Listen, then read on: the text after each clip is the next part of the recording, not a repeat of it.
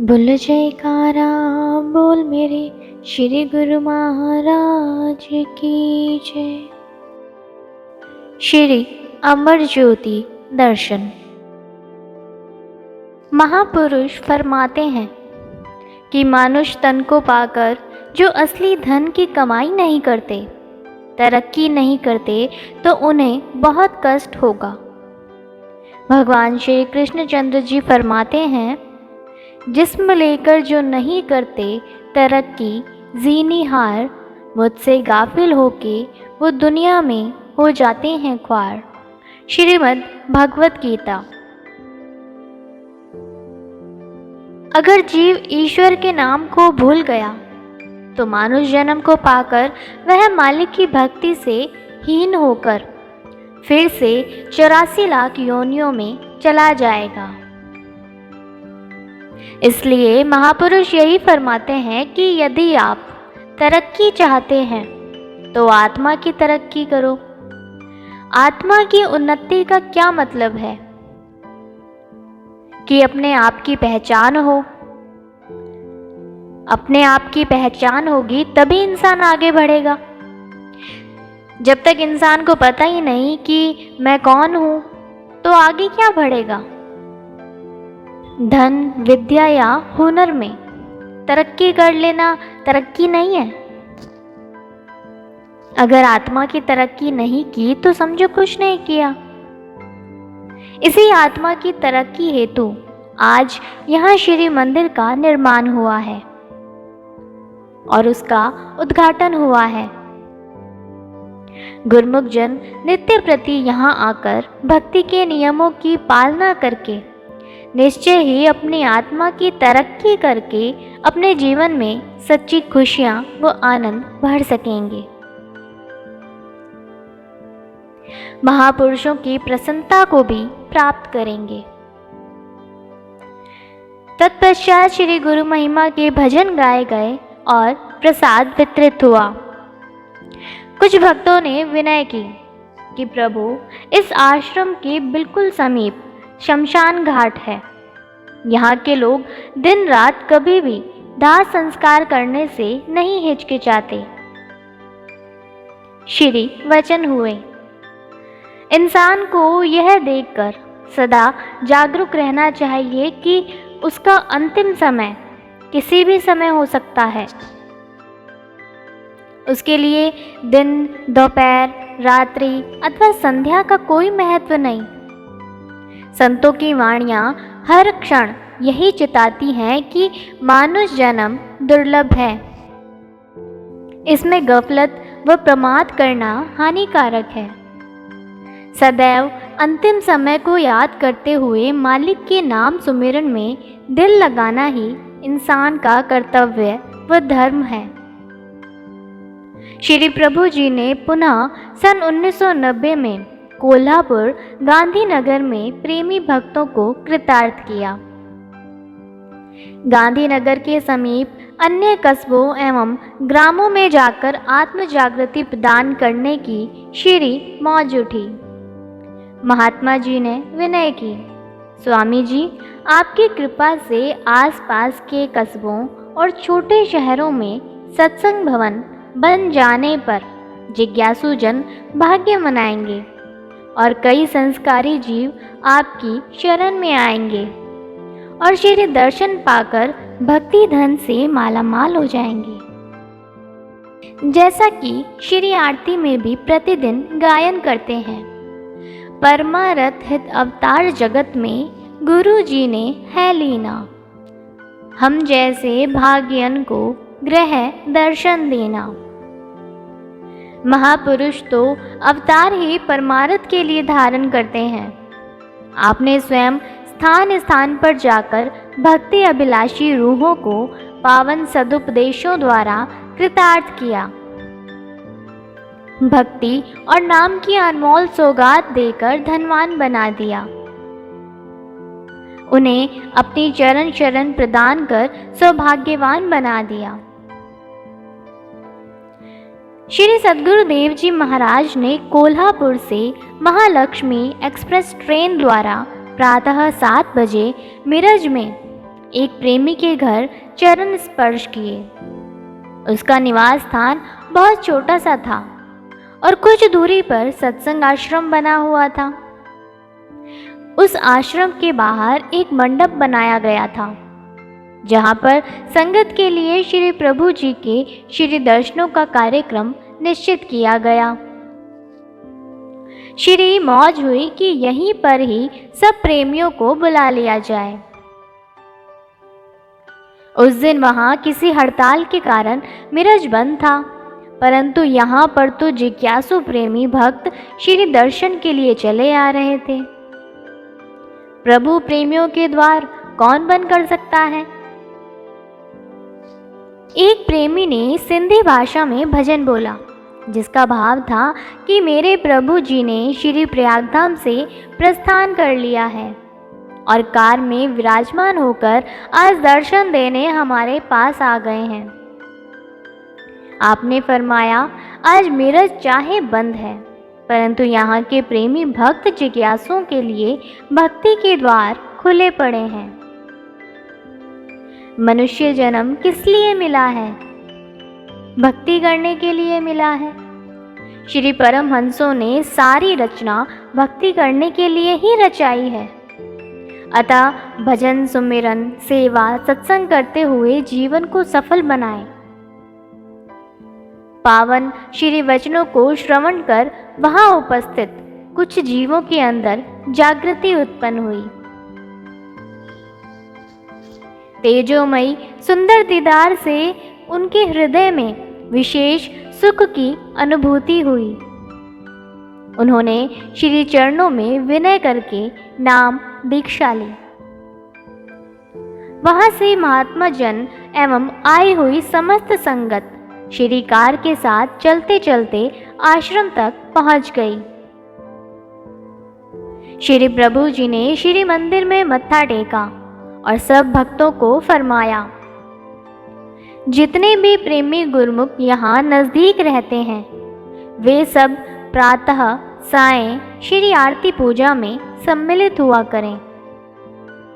यहाँ आकर सेवा, सत्संग और सुमिरन का लाभ उठाओगे तो शीघ्र ही श्री प्रयागधाम में आकर श्री दर्शन पाओगे।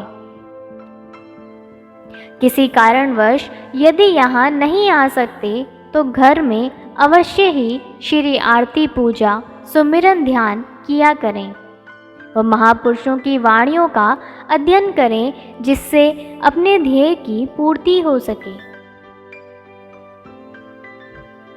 अगले दिन दोपहर को इचलकरंजी में कृपा की। वहाँ पर भी प्रेमी गुरुमुखों के घरों में सत्संग प्रवचन फरमाकर उन्हें मानव जन्म के कर्तव्यों के लिए जागृति प्रदान की। सेवा, सुमिरन की दात बख्शी। वहां से आगे कोल्हापुर में पधारे। गुरुमुखों ने संगत अधिक होने के कारण एक हॉल आरक्षित करवाया था। सायं समय अक्षत हॉल में भी श्री दर्शन एवं सत्संग से गुरुमुख जिज्ञासुओं को कृतार्थ किया। अपनी मधुर वाणी में अमृत वृष्टि करते हुए फरमाया, हर एक इंसान अपनी बुद्धि अनुसार जिस चीज की वह कीमत जानता है उसी अनुरूप ही उसकी कीमत डालता है। जिस प्रकार हीरे की कीमत हर इंसान नहीं जानता, उसके लिए वह केवल एक चमकता पत्थर है। केवल जौहरी को ही पहचान होने से वह इसे अति मूल्यवान आंकता है। इसी प्रकार यह मानुष जन्म भी बहुत अनमोल है। इसकी कीमत भी हर एक इंसान नहीं जानता। यह मानुष जन्म बहुत ही कीमती है, दुर्लभ है। महापुरुष ही जानते हैं कि इस अनमोल मानुष जन्म से क्या लाभ प्राप्त करना है। दुर्लभ जन्म को पाकर बंदे मन में जरा विचार कर, कौड़ी बदले हीरे जन्म को यूं ही ना बर्बाद कर। ऐसा जन्म अमोलक पाया, कुछ नेक कमाई कर ले तू। भजन प्रभु का करके बंदे जीवन सफल बना ले तू। यही है अवसर, यही है वेला, नाम प्रभु का ध्याले तू, अंत में होगा संगी साथी, परलोक का तोशा बना ले तू। आम इंसान तो केवल शरीर और इंद्रियों को सुख सुविधा देना ही अपना कार्य समझते हैं। कुछ ऊंचे विचारों वाले तीर्थ व्रत जप तप करने में ही अपनी आत्मा का कल्याण समझते हैं। परंतु जो जीव महापुरुषों की सत्संगति में आ जाते हैं, वे यह जान जाते हैं कि आत्मा को परमात्मा से मिलाकर हमेशा के लिए मुक्त रूप हो जाने में ही वास्तविक लाभ है। महापुरुष भी जीव को यही चेतावनी देते हैं कि संसार से अनासक्त होकर नाम सुमिरन में अपनी सुरती को जोड़ना ही जीव का अपना काम है। इसी से ही जीव अपनी आत्मा को 84 के बंधन से आजाद करवाकर परमात्मा से एकाकार हो सकता है। यहाँ पर चूंकि श्री परमहंस अवतार श्री तृतीय पातशाही जी ने प्रेमियों को इतना प्रेमा भक्ति का अमृत पिलाया था कि काफ़ी प्रेमी भक्ति धन से मालामाल हो रहे थे। अब श्री पंचम पातशाह जी महाराज के असीमित प्रेम भक्ति को पाकर उनका जीवन आत्मिक आनंद की मस्ती में झूमने लगा। प्रेमियों की विनय पर आपने उनके घर पावन किए। रात्रि समय एक भक्त जी के घर में ही आराम किया। संगत की बढ़ती हुई संख्या को देखते हुए महात्मा जी को फरमाया कि अब कोई बड़ा स्थान लेकर वहां पर सत्संग आश्रम का निर्माण करवाएं। पुनः यहाँ से प्रस्थान कर बेलगाम आश्रम में कृपा की। यहाँ का प्रबंध करने के लिए महात्मा जी व 2 भक्त रहते थे। उन्हें कन्नड़ भाषा का कुछ भी ज्ञान ना था। आपने फरमाया, यहाँ पर अभी आपके पास कोई भक्त जिज्ञासु नहीं आते, घबराओ नहीं। महापुरुष हर जगह पर नाम भक्ति के बीज का आरोपण करते हैं। समय आने पर वहाँ पर स्वयं ही यह पौधा पुष्पित पल्लवित होता है। आप निष्काम भाव से सेवा करते जाओ। श्री प्रभु जी रात्रि को यहीं ठहरे। प्रातः समय पुनः कोल्हापुर से होते हुए सांगली में पधारे।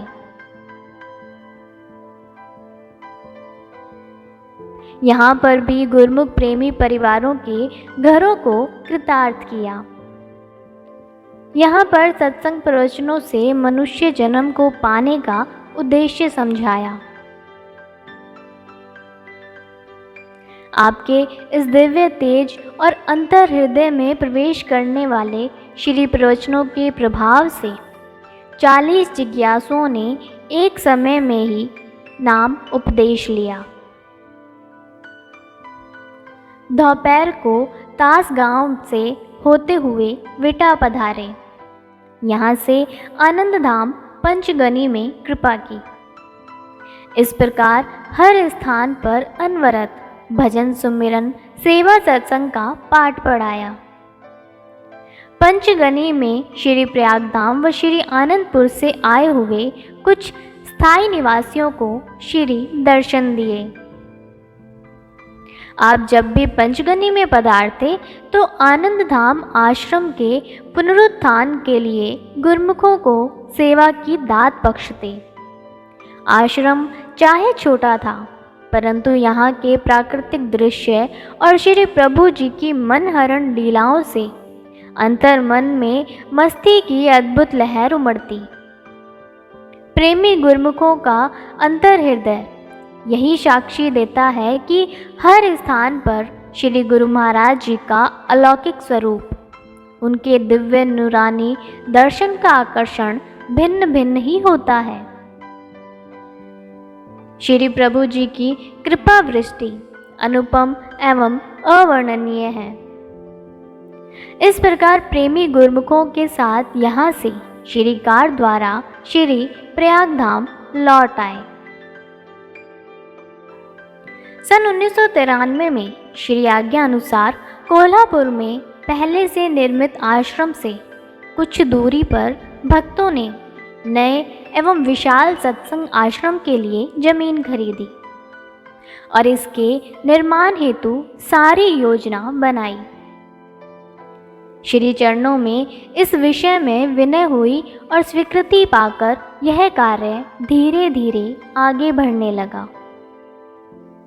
सन 1999 की बात है। महाप्रभु जी श्री प्रयागधाम में विराजमान थे। बेलगाम आश्रम में स्थायी रूप से रहने वाली बाई शब्द अखंडानंद जी ने श्री चरणों में विनय की कि प्रभु बेलगाम आश्रम 10 वर्षों से प्रतीक्षा की घड़ियां गिनते हुए नयन बिछाए बैठा है। उसकी पुकार सुनकर श्री दर्शन से उसे भी पावन बनाए और हमारी तीव्र इच्छा को पूर्ण करें। महाप्रभु जी उसकी विनय सुनते ही द्रवित हो उठे। शीघ्र ही महात्मा शबद प्रेमानंद जी को बुलाकर फरमाया कि बाई जी को बेलगाम भेज दें। उसे यह भी बतला दें कि हम 2 दिन बाद वहां पहुंच जाएंगे। दूसरी ओर महात्मा ज्ञान शब्दानंद जी जो उस समय दिल्ली ट्रक लेकर गए हुए थे, उन्हें शीघ्र ही श्री प्रयागधाम बुलवाया और कोल्हापुर साथ चलने के लिए फरमाया। कोल्हापुर में अचानक आपके शुभ आगमन का समाचार पाकर प्रेमी जन यह सोचकर फूले न समा रहे थे कि हमारे अंतर्यामी भगवान दिलों की जानने वाले स्वयं ही हमारे घर पधार रहे हैं।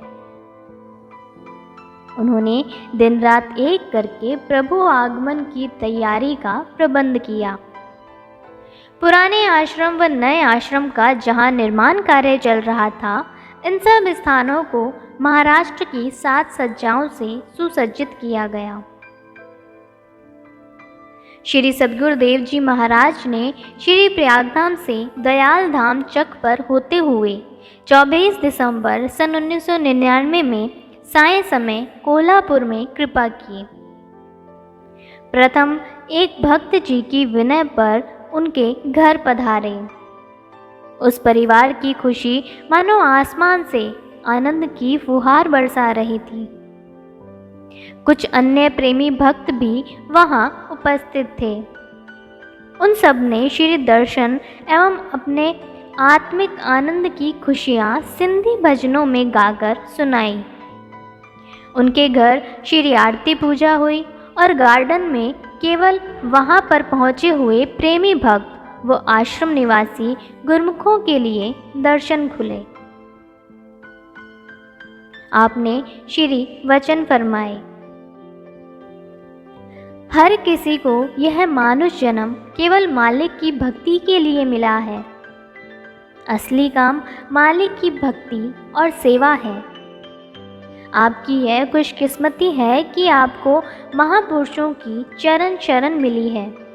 इसके लिए आपके पास जितना भी वक्त है मालिक की सेवा और भक्ति में बिताएं। यह मानुष जन्म और यह दुर्लभ संयोग जीव को मिला ही इसलिए है। हम भी यही चाहते हैं कि आप गुरमुख जन भक्ति धन को एकत्र कर मालिक की दरगाह में अपना मुख उज्जवल करके जाएं।